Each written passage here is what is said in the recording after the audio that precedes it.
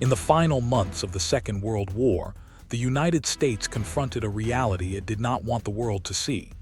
Nazi Germany was collapsing, cities burned, and the Reich that promised 1,000 years was disintegrating in dust and surrender. The Allies declared themselves liberators, champions of justice, destroyers of fascism. Yet behind the speeches and triumphal headlines, a second war had already begun. One fought not for democracy or human rights, but for scientific supremacy and global power. The United States had studied German research throughout the conflict and now understood how advanced, brutal, and limitless it had become. It had seen rockets cross continents, new fuels, experimental medicines, and weapons capable of rewriting warfare. And the truth was unmistakable. The Nazis had developed capabilities the Americans did not have. Washington knew Stalin wanted the same thing. Intelligence showed the Soviet Union gathering scientists, documents, and equipment from captured laboratories. Germany's greatest minds were suddenly the most valuable weapons of the post-war world. In that moment, the United States made a decision that contradicted every statement it had made about justice. It was no longer about punishing evil, but about possessing its knowledge before the enemy did. As U.S. forces advanced into Germany, special scientific intelligence teams moved with them. They were instructed not to save civilians, not to document crimes, but to locate the minds behind the Third Reich's scientific breakthroughs. Lists of targeted scientists had been compiled in advance. Their laboratories were mapped, their inventions noted. In many cases, the U.S. military moved faster to seize researchers than to liberate prisoners living in conditions barely imaginable. The Americans knew who these men were. Military reports recorded their pasts in detail. Many had been officers of the SS. Others had overseen facilities where slave laborers died by the thousands. Some had designed medical experiments that mutilated and killed. The United States knew all of this, yet these facts became irrelevant once it was clear that these scientists could build rockets, perfect jet propulsion, develop nerve agents, or accelerate biological research. A secret was forming behind the public celebrations of victory. The United States was about to offer security, salaries, and new lives to men the world expected to stand before war crimes tribunals. Their pasts were not erased by accident. Files were altered, rewritten, and sanitized so that the men could appear employable. The decision was made that keeping these individuals out of Soviet hands was more important than exposing what they had done. Operation Paperclip, as it would come to be known, was built not on transparency, but on concealment.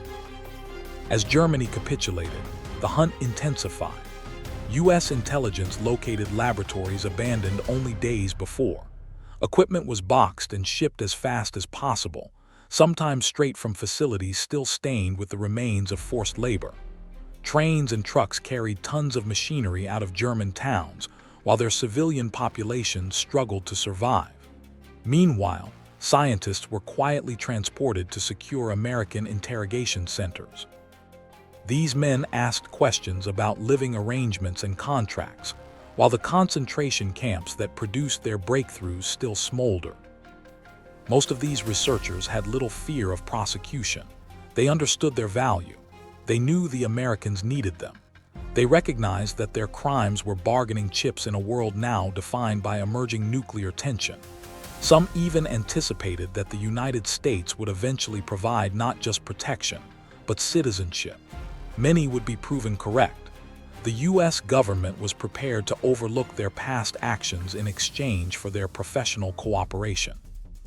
Names that should have been etched into indictments instead appeared on U.S. visas.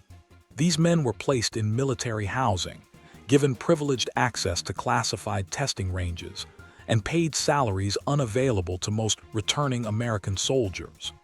Their families joined them, transported across the Atlantic, while the families of their victims struggled to locate the remains of those who died under their hands. The United States framed the operation as necessary.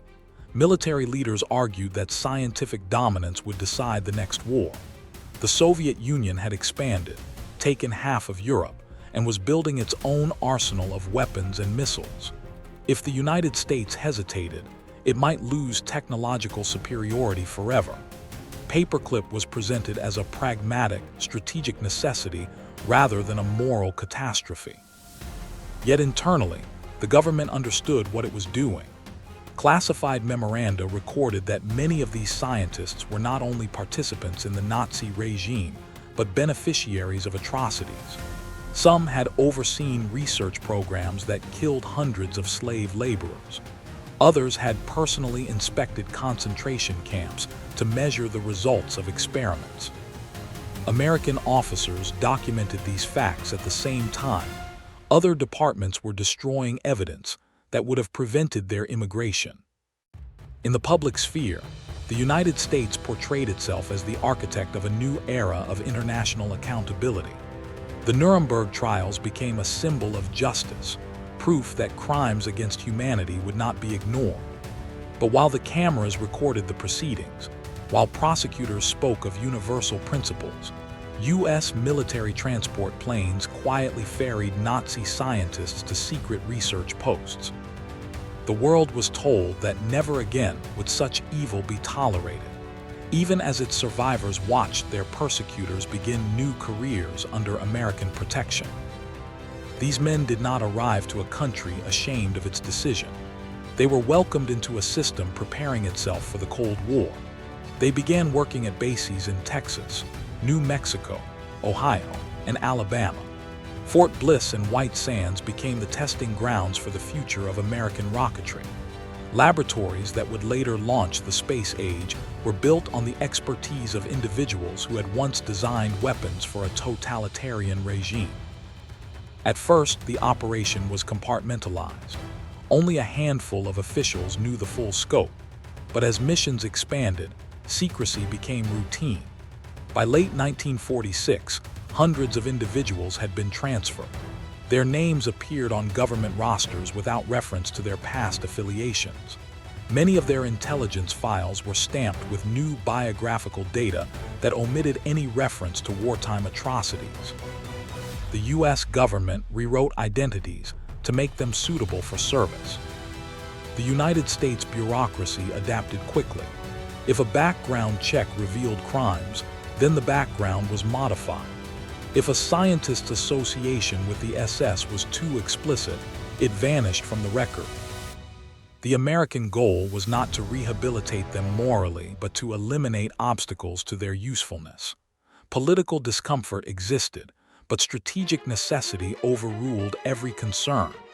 The nation had chosen power over principle, and once that decision had been made, there was no turning back. The American public remained uninformed. Citizens believed the country was holding Nazi criminals to account, not hearing them. Newspapers printed stories of liberation, justice, and the rebuilding of democracy. Few suspected that the same laboratories that developed the V-2 rocket were now operating under the United States flag. The deception was not merely tactical, it was foundational. If democracy was built on transparency, then Operation Paperclip represented the abandonment of that ideal. As months passed, the program expanded still further. Military branches competed for scientists, viewing them as strategic assets. Their research shaped nuclear targeting systems, ballistic missiles, aviation medicine, and intelligence operations. German data collected through human suffering was now incorporated into American development programs. Entire fields advanced using knowledge gathered through the exploitation of unwilling and often doomed subjects. Operation Paperclip was no accidental moral compromise. It was a deliberate strategy that weighed the value of scientific progress against the cost of enabling war criminals and decided in favor of the former. The United States justified this on the grounds of national survival, arguing that the Soviet threat demanded extreme measures. But this logic revealed a deeper truth. The post-war world was not shaped by justice, but by a race for supremacy in which moral boundaries were a liability. In the aftermath of victory, the United States had an opportunity to define the future based on the principles it claimed to defend. Instead, It chose to secure power through the expertise of those responsible for the horrors it had condemned. Operation Paperclip began not as a scientific collaboration, but as a moment of ethical surrender. The world saw celebrations, parades, and proclamations, unaware that in the shadows, the United States had already taken its first steps into a new era where the lessons of the war would be compromised in service of winning the next one. The first months of Operation Paperclip unfolded in a climate of silent urgency. The American government understood that the longer they waited, the more time the Soviets had to seize the same resource, human knowledge. The future balance of global power was no longer measured by armies, but by who controlled the minds capable of building the next generation of weapons and machines. For the United States, the stakes were clear. Nazi Germany had collapsed, but the technology it developed, ballistic missiles, aerospace engines, chemical weapons research, and military aviation systems, could not be allowed to fall into rival hands. Each newly transported scientist arrived under strict security. Some were held at temporary facilities in Europe before being shipped across the Atlantic in unmarked transport planes. Others reached the United States with new employment files carefully rewritten by intelligence officers. Their Nazi Party membership was systematically removed, their political past sanitized, and in some cases, fabricated personal backstories were inserted to avoid accusations at future government hearings. To many within the American intelligence community, morality was secondary to strategic necessity. What mattered was that these individuals could advance U.S. military superiority before the Soviets achieved the same. Arriving scientists encountered a world both foreign and familiar. Many had lost everything, homes, status, even family members. Yet they were suddenly granted laboratories, funding, and housing unavailable to average American citizens. They were assigned to bases in Texas, Ohio, Alabama, and New Mexico, isolated from the general population. Many installations were remote military complexes with guarded perimeters and restricted access. The official rationale was national security, but there was also a desire to keep the past of the new arrivals hidden. Each scientist was escorted through a world in which their identity was both valuable and dangerous, an asset by day, a security risk by night. For the United States Army, the most pressing goal was the development of long-range missile systems. Wartime experience had clearly shown that conventional artillery had limits.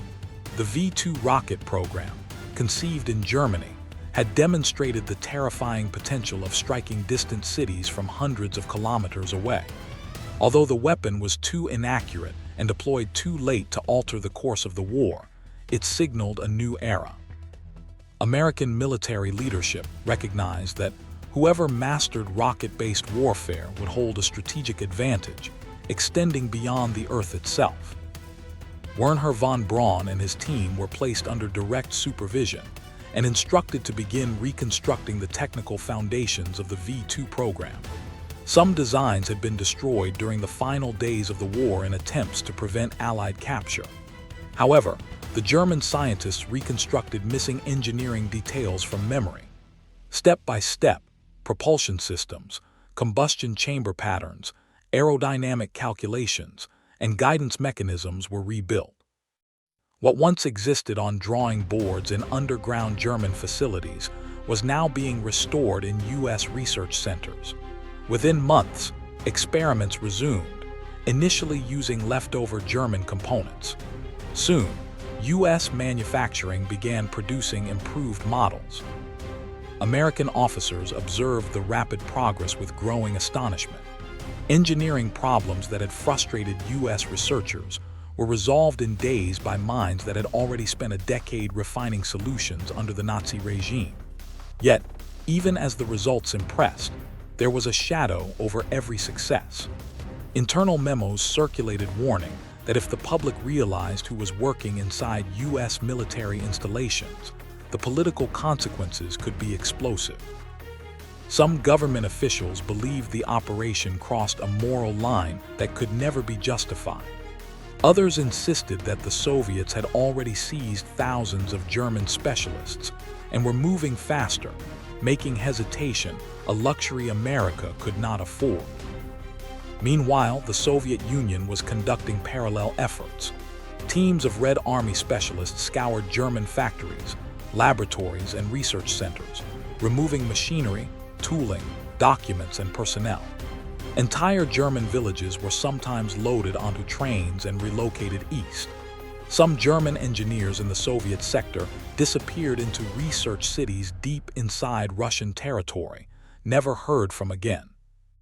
Intelligence reports confirmed that the Soviets were rapidly gaining momentum. In Washington, these reports intensified the urgency to accelerate Paperclip, regardless of the ethical discomfort involved. As months passed, the American public began hearing rumors. Journalists discovered that former Nazi Party members were being employed by the U.S. government. Headlines questioned whether wartime enemies were being rewarded instead of prosecuted. Public outrage began to build. In response, officials denied or downplayed the scope of the program. Investigations into scientists' wartime conduct were quietly shelved. Documents were reclassified or sealed. Operation Paperclip was transformed from a controversial intelligence project into a matter of national secrecy. Files were stamped, archived, and labeled with cryptic phrases such as security interest, while the true nature of the operations remained hidden from most Americans. Despite the political tension, the scientific results were undeniable. Aerodynamic research produced new wind tunnel data. Military aircraft projects benefited from advanced wing sweep calculations first developed in Germany. Jet propulsion designs evolved rapidly, allowing U.S. aircraft to push beyond conventional speed limitations.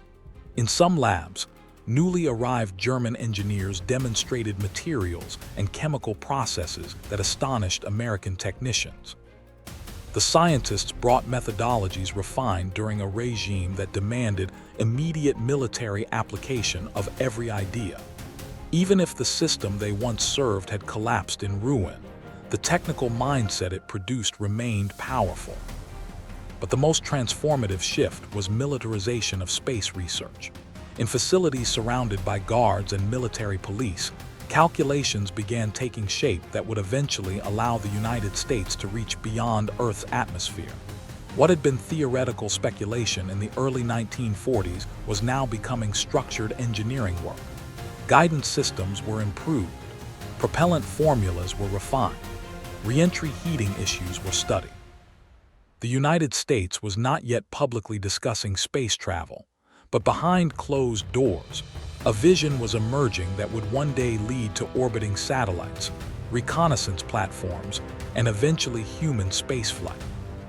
For the scientists themselves, the emotional landscape was complex.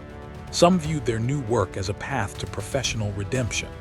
Others saw it as a continuation of research they believed transcended national borders. Many, however, were simply survivors, adapting to the new reality in which the world had chosen sides, and the Cold War was solidifying into a geopolitical divide that left no middle ground. Whatever motivations they held privately, their contributions quickly reshaped American technological capability. By the second year of Operation Paperclip, the program had become embedded in the machinery of the U.S. defense system. Financial appropriations increased, laboratories expanded, families of scientists were brought to America under discrete immigration arrangements. The program was no longer a temporary emergency measure. It had become a permanent pillar of national strategy. Without public acknowledgement, the United States had absorbed a critical portion of the defeated German scientific establishment and positioned itself to lead the technological battlefield of the coming decades. From secret missile test launches in desert military ranges to advanced aircraft design studies stored in locked vaults, the United States was laying the groundwork not only for Cold War supremacy, but for a new scientific era. Operation Paperclip was no longer just an intelligence operation. It was the beginning of a technological transformation that would shape modern history. even as the moral cost of that decision remained concealed beneath layers of classification and silence. As Operation Paperclip progressed into the late 1940s, the United States found itself increasingly reliant on the very individuals it had once considered enemies. Every successful test, every new set of calculations, every corrected engineering flaw deepened the partnership. From the outside, the American military appeared to be achieving unprecedented leaps in aviation and rocketry purely through domestic ingenuity. Inside restricted bases, however, the truth was known by only a small fraction of officials. Technological advancement was moving at a rate impossible without the imported knowledge of the German scientific corps. The transformation was most visible at White Sands Proving Ground in New Mexico, where U.S. military personnel and German rocket engineers worked together under tight security. Fields of sand and scrub brush soon echoed with the sound of rocket engines burning liquid propellants, their exhaust vapor turning the desert into a glimpse of the future. Every successful launch test was filmed, measured, documented, and analyzed. Failures were treated as necessary steps, and for every rocket that broke apart in midair, another was assembled with corrections implemented in record time. American officers began to recognize that they were witnessing the birth of a new method of warfare. The missile systems being tested could potentially reshape not only battlefield strategy, but the very idea of national defense. No fleet of ships or formation of aircraft could reliably stop a missile traveling at high altitude and supersonic speed. Cold War doctrine was being forged in the desert, an understanding that future wars would be fought with weapons that crossed continents without warning. The world was entering an age in which distance no longer guaranteed safety. The United States government began investing heavily in facilities capable of supporting long-term missile and aerospace research. Laboratories were constructed around the scientists' expertise. Machine shops, chemical production plants, precision measuring facilities, and guidance tracking systems appeared almost overnight. Funding flowed from newly created defense budgets designed with a single concern in mind. The Soviet Union was racing toward the same goal, and victory would go to whichever nation reached the deployment stage first. The Soviet advances were not theoretical. Intelligence intercepts confirmed that German engineers relocated to Russia had begun rebuilding missile programs under Soviet command. Entire engineering teams had been transported east, housed in closed research cities, and ordered to surpass the work being carried out in the American desert. While one superpower experimented behind chain-link fences in New Mexico, the other performed similar experiments in remote Russian ranges. The world had divided its scientific inheritance from Germany and was preparing to weaponize it. Inside the United States, political discomfort surrounding Operation Paperclip never fully disappeared. In congressional offices, concerns circulated regarding both the ethics and the potential risks of integrating men who had served within the Nazi military-industrial system. Some argued that the scientists could not be trusted, that allegiances were uncertain and personal ideologies unknown. Others insisted that their skills were too valuable to lose. To silence critics and prevent public backlash, files continued to be sealed and hearings redirected. Many official records contained only fragmented or altered histories, complicating future investigations. The government had made a decision. Technological superiority outweighed public transparency. As classified developments unfolded, a new dimension of the operation began to emerge. The scientists were not merely rebuilding wartime rocket designs. They were beginning to think beyond them. In laboratory reports, engineers quietly noted that certain designs could push beyond Earth's atmosphere entirely. Calculations hinted at trajectories that could allow objects to orbit the planet rather than fall back upon re-entry. Although the term space race had not yet entered public vocabulary, the foundations were already being laid. Research expanded into fields previously unexplored by American laboratories. Thermal shielding studies were initiated to determine how aircraft or future spacecraft could survive extreme temperatures during re-entry. Miniaturized guidance systems were developed to control flight paths with higher precision. Multi-stage propulsion concepts were drafted and refined. What began as adaptation of German wartime designs now evolved into a forward-looking scientific campaign, with possibilities extending far beyond any military requirement of the present. The effects rippled outward across the defense industry. Aerospace companies recognized that government contracts were entering a new technological era. University engineering departments received increased funding, establishing programs in advanced mathematics, aerodynamics, chemical engineering, and computing sciences. The United States was rapidly assembling a national scientific infrastructure shaped by the knowledge of the imported engineers, an infrastructure that would eventually support everything from military satellites to civilian electronics. Yet beneath the progress, a deep moral contradiction persisted. Many of the new American specialists had been involved in wartime research conducted under horrific conditions, including forced labor, unethical human experimentation, and weapon development campaigns responsible for the destruction of European cities. In Germany, such actions would have likely led to convictions at Nuremberg. In the United States, they led to salaries, laboratory access, and government housing. Internal documents acknowledged the ethical paradox, but officials argued that national survival demanded strategic pragmatism. Public awareness remained limited, though occasional investigative reports broke through the official silence. These were routinely dismissed as exaggerated or politically motivated, and most Americans accepted the official narrative that U.S. scientific innovation was domestically generated. The truth remained buried within classified archives, protected by security protocols that would remain in effect for decades. Meanwhile, the scientists themselves adapted to their new society in different ways. Some embraced the opportunity to rebuild their lives in a nation that offered personal freedom and professional support. Others maintained emotional distance, focusing solely on the technical challenges ahead. A few viewed the American-Soviet rivalry as an extension of the conflict they had always believed inevitable, a global competition in which scientific supremacy would determine destiny. For them, national allegiance mattered less than being on the side most capable of reaching the future first. As the 1950s began, the United States was no longer simply running a secret relocation program. Operation Paperclip had become a strategic pillar of national defense and technological ambition. Missile batches rolled out of new factories. Test ranges expanded. Naval vessels altered their defense doctrines to prepare for a missile age.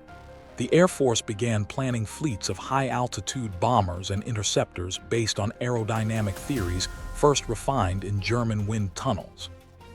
The shape of modern warfare was taking form, and the world had no understanding that its foundation rested on the decisions made in hidden rooms at the end of World War II. Across deserts, laboratories, and conference rooms sealed from public view, engineers reconstructed not just machines, but the future. Every blueprint completed, every launch successful, every refinement added to a new doctrine that would eventually dominate the Cold War. The idea that victory would belong to the nation capable of projecting destructive force across continents without warning. Operation Paperclip had begun as a last-minute effort to prevent Soviet technological advantage. Now, it had become the mechanism through which the United States positioned itself to control space, air, and Earth itself. The consequences of that decision would soon become visible not just in classified military reports, but in the sky itself. By the mid-1950s, the transformation unleashed by Operation Paperclip was complete. The United States had emerged from World War II not just victorious, but technologically redirected. Its military infrastructure, its aerospace industry, and its Cold War doctrine had been rebuilt on the knowledge extracted from the collapsing Third Reich. German engineering breakthroughs, created in a dictatorship and seized in the chaos of surrender, had become the backbone of a new global military order. Wernher von Braun and his team stood at the center of this transformation. The rockets they designed first as weapons of war were now evolving into instruments that would eventually reach orbit. The transition was subtle but irreversible. The first stage of the missile age was giving way to the space age. Classified reports circulated through Washington, predicting that satellite surveillance, intercontinental weapons, and space-based platforms would determine global dominance in the coming decades.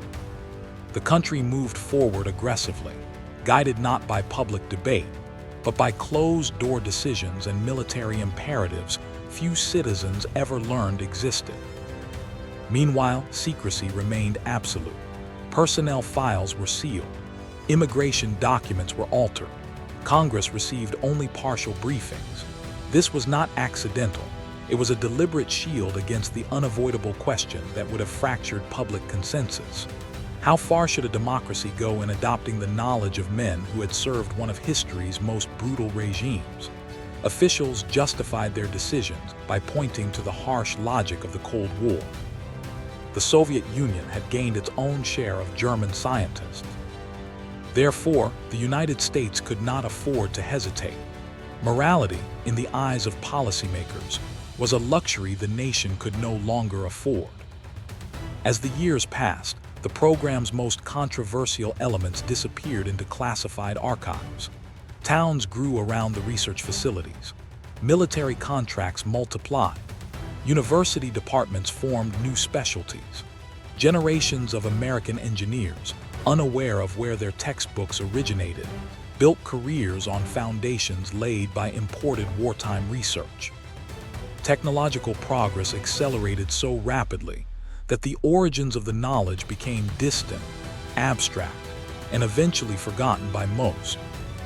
Yet hidden government memoranda preserved the uncomfortable truth. The U.S. had not merely welcomed German scientists for their expertise, it had protected them, rehabilitated them, and in some cases prevented criminal accountability.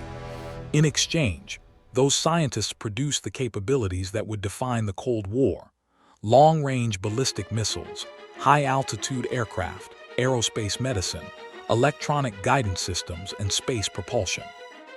The price of leadership in the modern technological era was paid not only in dollars, but in moral compromise. By the time the first U.S. satellites were launched and rockets began leaving Earth's atmosphere, only a small number of surviving officials still remembered how the effort had truly begun. The documents proving the extent of the collaboration remained locked away for decades, released only after the Cold War had already ended. When the public finally confronted the full record, the reaction was split between outrage and pragmatic acceptance. Some argued that the ends justified the means, that survival in the nuclear age required decisions without sentiment. Others insisted that the United States had crossed a line it had once sworn never to approach. Operation Paperclip concluded not with a public announcement or a final accounting, but with a historical silence. The program dissolved into the institutions it had built, its architects scattered across aerospace agencies, university programs, and defense laboratories. The machines they designed continued flying long after many of them were gone. Their legacy remained written in missile trails, space capsules, and the strategic balance of the 20th century. In the end, Operation Paperclip was neither an isolated operation nor a footnote.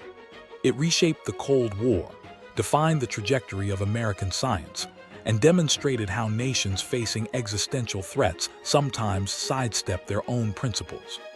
The world entered the space age propelled by knowledge born in secrecy, sharpened by war, and absorbed by a country determined to lead history rather than follow it.